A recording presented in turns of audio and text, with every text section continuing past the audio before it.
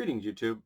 One of the ideas that lots of Americans and lots of Europeans as well don't like is the idea of privilege.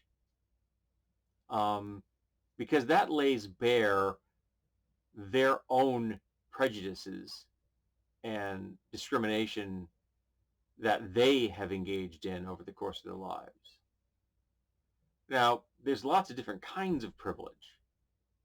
I happen to enjoy many of them.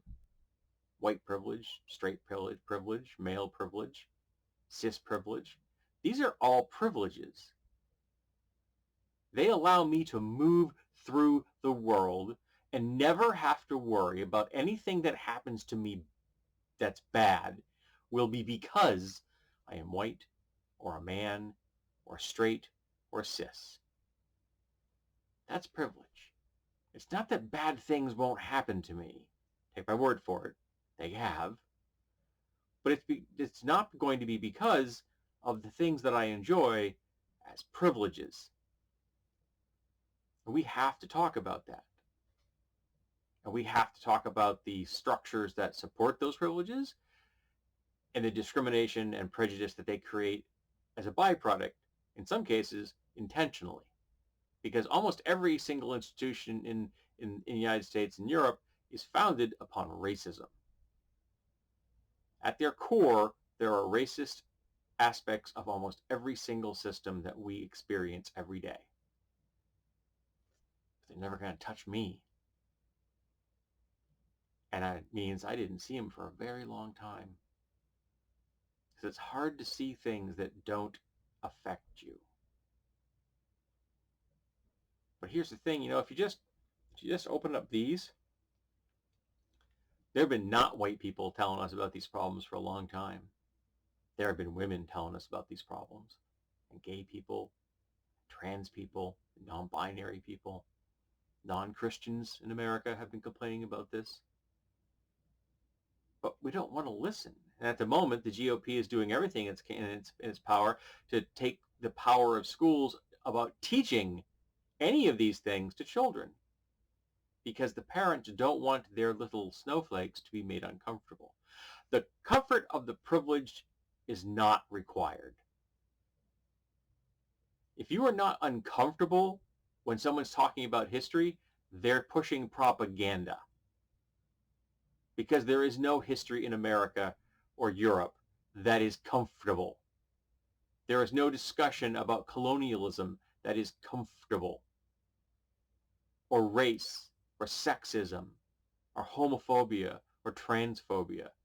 All of these subjects are fraught with discomfort, but it pales in comparison to what the people who have been affected by these systems experience every single day. The discomfort of a child learning that people like them, white folks, enslaved black people, is nothing compared to the damage done to black people by slavery that still echoes through our culture today. Your discomfort is not justification for creating even more oppressive systems to perpetuate white supremacy or the patriarchy or heteronormativity or cisnormativity. Nope. Your comfort doesn't matter. What matters is stripping away your ignorance.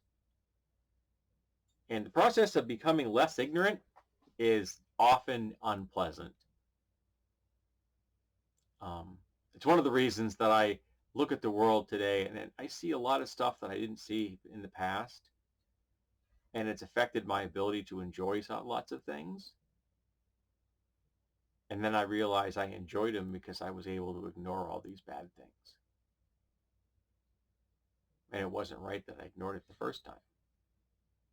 And it's not right that I ignore it now. I used to ignore sexism. It didn't affect me. I used to ignore racism. Didn't affect me. Never even knew what trans people were when I was younger. But America likes that. They like keeping themselves in the dark and ignorant because it's comfortable. They wrap their ignorance around themselves like a security blanket.